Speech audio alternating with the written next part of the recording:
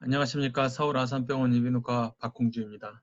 오늘 이렇게 전정 워크숍을 성공리에 개최하신 것을 축하를 드리면서 어, 메니에르 병의 진단에 대해서 잠깐 말씀을 드리겠습니다. 메니에르 병의 진단에서 이제 좀 신경을 써서 봐야 될 거 몇 가지에 대해서 말씀을 드리고 케이스와 그 다음에 매니지먼트에 대해서 짧게 말씀을 드리겠습니다. 메니에스 디지의 진단으로는 어지럼증이 2번 이상 생기면서 그 동시에 청력의 증상이 같이 생겨야 됩니다. 그러니까 히어링 로스나 티나이투스, 이어플리스가 같이 생기면서 이제 청력 검사에서 로우 미드 프리퀀시에서의 센서리 노력이 확인이 될 경우에 데피니트 메니에스가 되고, 그 다음에 이제 어지럼증이 있으면서 그쪽에 오랄 그 프로블럼 심텀이 같이 생기는데 이제 오돌로지컬하게 진단이 되지 않으면 프라버블이 되겠습니다. 그러니까 결국은 스판테니어스하게 어지럼증이 생기면서 동반된 히어링 심톰이 같이 생기는 거, 이제 이게 굉장히 중요한 이슈가 되겠죠. 그래서 이제 어지럼증의 많은 원인 질환 중에 이제 메니에르 병은 일단은 이제 체유와 무관하게 가만히 있어도 발생되는 이런 스판테니어스 에피소드가 굉장히 중요한 게 되겠습니다. 물론 이제 이런 메니에르 환자에서 이제 예를 들면 이제 이석증이 굉장히 많이 생깁니다. 그리고 이제 예후도 그렇게 쉽지 않죠. 쉽게 잘 치료 안 되는 경우가 있는데 이제 이런 경우는 다른 것이죠. 그래서 메니에르 병은 가만히 있으면서 어지러우면서 소리가 커지면서 안 들리면서 이명이 커지고 이런 게 생기는 거고, 이런 분들이 이제 귀가 손상이 돼서 이석증이 생기면 우리가 알고 있는 이석증의 증상이 생기는 거죠. 그 다음에 메니에르 때문에 이제 귀가 많이 균형 전정 기능이 손상이 될 경우에는 걸을 때 항상 어지러운 전정 기능 저하의 증상이 생길 수도 있습니다. 이런 경우에는 그걸 따로 베스피럴 리해빌리테이션을 시켜야 되겠죠. 멀쩡한 평상시에는 멀쩡한데 이제 그분한테 리해빌리테이션을 시킬 필요는 없을 겁니다. 그 다음에 이제 가만히 있어도 어지럼증이 생기는데 두통이 같이 생긴다. 이제 이런 경우에는 이제 편두통성 현운이 될 거고요. 특히 이런 편두통성 현운의 환자에서 메니에르 병과 동시에 생기는 경우가 굉장히 많습니다. 이 경우에 대해서는 다음에 한번 잠깐 더 말씀드릴 거고요. 정정신경염은 갑자기 어지럼증이 생기고 이게 뭐 24시간 이상 지속되는 건데, 약하게 오는 전정신경염도 있을 경우에 그런 환자에서는 이제 다음에 재발을 하게 되면 이제 메니에르스로 가겠죠. 물론 전정신경염과 히어링 로스가 같이 동반이 되는 경우도 있을 수 있고요. 그다음에 청신경종 같은 경우에 이제 히어링 로스가 프로그레시브하게 되면서 어지럼증이 중간에 왔다 갔다 할 수 있으니까 이제 그런 차이가 있을 수 있고 메니에르 증상이 비슷하게 생길 수도 있기 때문에 항상 MRI를 한번 확인을 해봐야 되겠고, 수프라코넬 디스턴스 같으면 이제 그쪽에 소리, 그러니까 펄서타일 티나이투스가 있고 보이스 오토포니가 있고 이제 이런 증상이 이제 같이 있기 때문에 확인을 할 수가 있을 것 같고요. 베스럴 페록시즈미아도 마찬가지로 어지러우면서 소리가 날 수 있지만 메니에르스의 소리는 청력이 손상이 되면서 생기는 이제 B 하는 컨티뉴어스한 소리인데, 이제 이 베스럴 페록시즘에 의한 경우에는 이제 타입라이트 티나이티스라 해서 이제 뭐 딱딱딱 이런 딱딱딱 이런 소리로 들릴 거고, 어지럼증도 굉장히 짧게 하루에도 수십 번 엄청 많이 생기는, 그러니까 이제 성상이 이렇게 다른 거가 되겠습니다. 그래서 메니엘에서 이런 병이 같이 동시에 생길 수도 있고 뭐 시간에 따라서 같이 생길 수도 있고, 그렇기 때문에 뭐 환자가 한 가지 병만 있는 것은 아니니까 그런 걸 항상 생각을 하고 다양한 관점에서 환자를 보는 게 좋을 것 같습니다. 메니엘병이 왜 생기는지는 정말 많은 연구가 있어 왔지만은 아직도 잘 모르고요. 여러 가지 원인이 있을 거로 생각이 됩니다. 그래서 뭐 바이러스에 의해서 손상이 돼서 계속 반복이 될 수도 있겠고요. 베스큘라 이벤트로 해서 TIA처럼 올 수도 있겠고, 마이그레인에 의해서 생길 수도 있고, 제네틱 패밀리 스토리가 많이 있는 경우에는 이제 우리나라는 적지만 그런 경우는 제네틱 프로블럼이 있을 수도 있겠고, 오토임문으로 뭐 아스라이티스가 동반된 경우에는 오토임문에 의한 경우가 생길 수도 있겠죠. 그러면 이제 바이라테럴로 갈 가능성도 많겠고. 그래서 이제 이런 한 가지 질환이 아닐 수도 있겠습니다. 그렇지만 이제 그래도 이게 반복적으로 한쪽에 있는 코클리어 베스큘러 심톰이 같이 생기는 거기 때문에 어느 정도는 균질한 원인의 환자가 이제 있을 거라고 생각이 되는데, 그렇지 않은 경우도 있을 거기 때문에 이제 그걸 항상 염두를 두는 게 좋을 것 같습니다.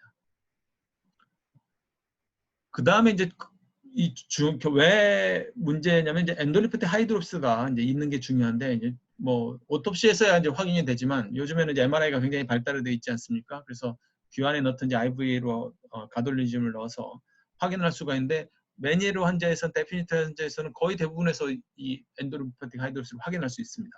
그 말은 우리가 이제 굳이 패톨로지까지 보지 않아도 된다는 것이죠. 근데 이제 재밌는 거는 그냥 probable 메니에르뿐만 아니라 possible 메니에르. 그러니까 이제 그냥 뭐 코클리아 심텀만 있는 사람이나 뭐 베스플러프 심텀만 그냥 반복되는 사람에서도 많이 발견이 된다는 것이죠. 그래서 이제 결국은 엔도리퍼트 하이드롭스가 결국은 귀에 언스터한 인설트에 의한 그 귀에 대한 엔드 리절트를 표시를 하는 거고, 그렇기 때문에 이게 엔도리퍼트 하이드롭스가 있다고 다 메니에르 우리가 알고 있는 이제 티피컬한 데피니트 메니에르 질환에서는 당연히 있지만 그렇지 않은 경우에도 많이 있다는 거죠. 그래서 증상이 없는 귀에도 이제 반대쪽 귀에도 있을 수도 있는 경우도 굉장히 상당히 많고요. 그래서 이제 결국은 이 질환에 귀에 문제 있는 걸 우리가 MRI를 통해서 알 수가 있고, 이 환자들이 메니에르 외에 다른 여러 가지 다양한 증상을 보일 수도 있다는 걸 이제 저희가 알고 있기 때문에 앞으로 이쪽에 연구가 많이 되어 있어서 이제 이쪽에 질환별로 어떻게 차이가 있는지, 그 다음에 이런 분들이 치료에 어떻게 반응하는지 이제 이런 거에 대한 연구가 앞으로 지속돼서 나올 걸로 생각이 됩니다. 이제 뭐 치료에 대해서 잠깐 말씀을 드려야 되겠죠. 뭐 다 아시겠지만 일단은 솔트 리스트럭션을 가능하나 하고, 그다음 물을 많이 먹는 게 좋고 카페인은 안 먹는 게 좋고요. 그 다음에 이제 다이우레틱스를 다이아자이드나 아이소바이드를 사용할 수가 있겠고, 유럽에서는 베타이스틴을 많이 사용을 하게 됩니다. 작용 기전은 여기 적혀 있는 대로 돼 있고요. 메니에르가 마이그레인과 동반되면 마이그레인 치료도 같이 해야 되겠죠. 베타이스틴이 우리나라에 있는 용량이 좀 16g 정도 아마 될 거로 알고 있고요. 그래서 이제 저는 이제 2TTID로 주로 사용하는데, 이렇게 고용량으로 할 경우에 저용량보다는 장기적으로 사용했을 때 효과가 더 좋다는 보고가 있기 때문에 이제 가능한 한 부작용이 없는 한 고용량을 사용하려고 노력을 하고 있습니다. 그 다음에 이제 그 약을 먼저 이 컨저버티브 트리트먼트를 해서 안 될 경우에는 이제 인트라팀파닉 스테로이드를 뭐 청력이 좋고 나쁨에 관계없이 일단은 보존적인 방법으로 인트라팀파닉 스테로이드를 써보고, 그래도 효과가 없이 계속 반복이 될 경우에는 이제 히어링이 별로 의미가 없을 경우에는 이제 인트라팀파닉 젠타마이신을 넣든지 라빈텍토lum을 하면서 뭐 필요하면 CI를 하든지 말든지 이렇게 사용을 하겠고요. 히어링이 굉장히 좋다, 이제 이런 경우에는 가능한 한 히어링을 손상을 안 되는 색 디컴프레션이나 아주 로우 도즈의 인트라팀파닉 젠타마이신을 사용할 수도 있겠고, 아니면은 이제 베스츄랄 너브 섹션을 할 수가 있겠습니다. 케이스를 보시면은 이제 여자 66세 환자고, 전형적인 왼쪽 메니에르 환자고, 다이우레틱스를 10년 동안 써왔고, 중간중간에 인트라팀파닉 스테로이드를 써왔던 분입니다. 이분은 뭐 당연히 이제 이게 저 같은 경우에는 이제 먼저 베타이스틴을 먼저 쓰고, 그래도 효과가 없으면 이제 다이아제를 추가하는 방법으로 사용을 하고 있고요.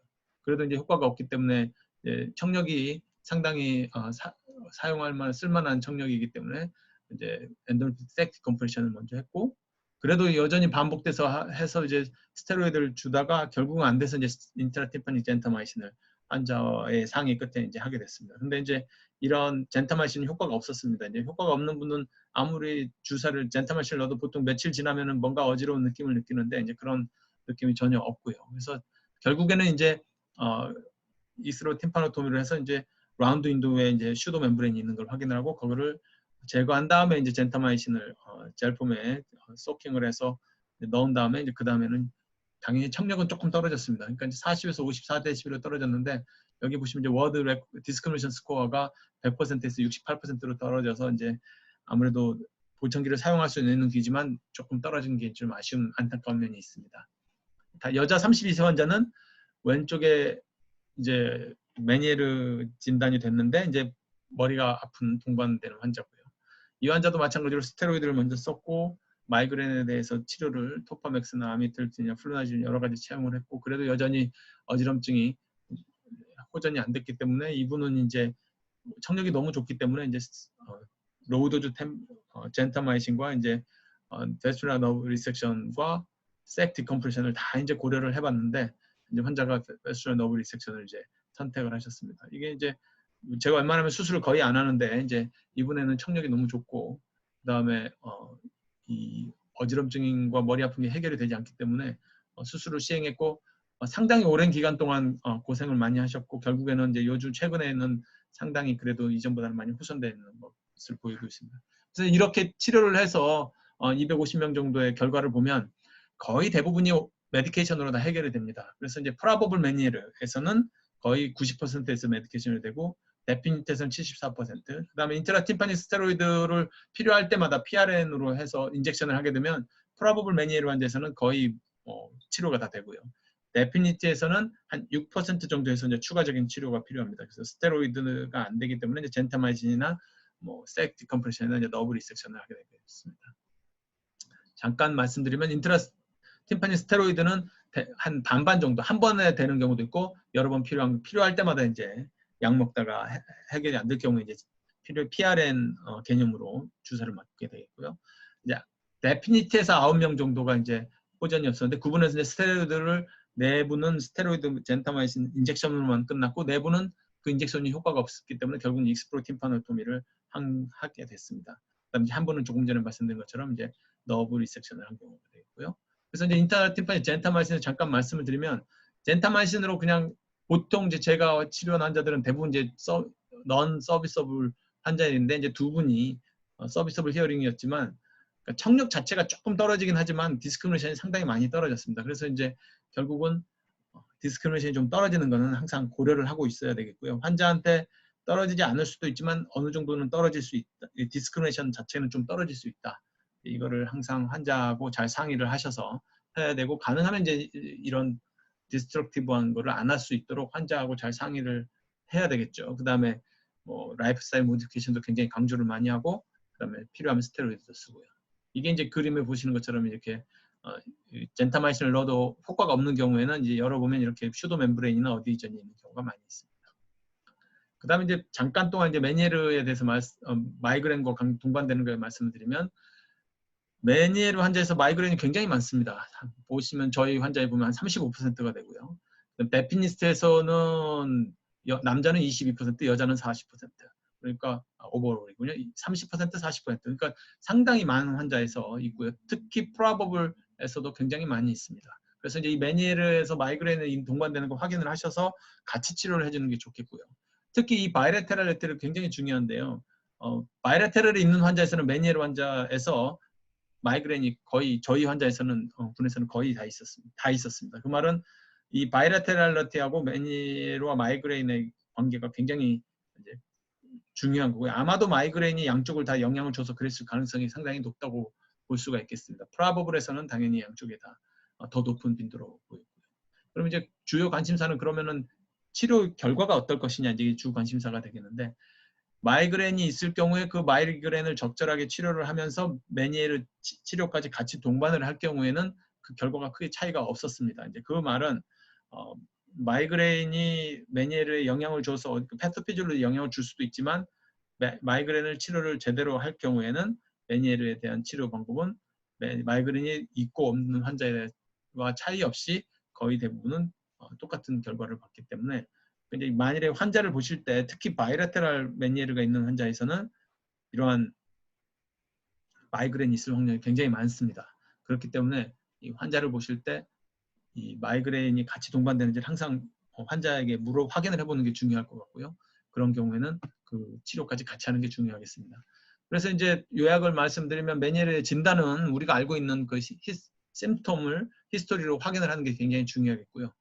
이제 앞으로는 이런 MR이 나왔기 때문에 이 MR에 이용한 데이터가 축적이 되면 앞으로 더 이 예후나 치료에 대한 더 많은 자료가 나올 거로 생각이 되고 제네틱 프로블럼이 확인되는 퍼밀리얼 히스토리 있는 환자에서는 제네틱에 대한 연구도 많이 진행되고 있고요. 근데 마이그레인과 같은 동반된 증상이 있는 경우는 확인을 하면 좋을 것 같습니다. 치료 방법은 가능한 한 컨서버티브하게 하게 되겠고요. 환자가 너무 힘들다. 예를 들면 투마킨 크라이시스가 있는 경우에는 그때는 뭐 한두 번만 생겨도 뭐 좀 더 디스트럭티브한 걸로 가도 되겠지만 그렇지 않고 환자가 컨트롤할 수 있는 어지럼증이 있는 환자의 경우에는 환자와 잘 상의해서 가능한 컨서버티브한 매니지먼트를 하는 게 환자에게 도움이 될 수 있지 않을까 그렇게 생각이 됩니다. 제가 준비된 내용은 여기까지고요. 경청해 주셔서 감사드립니다.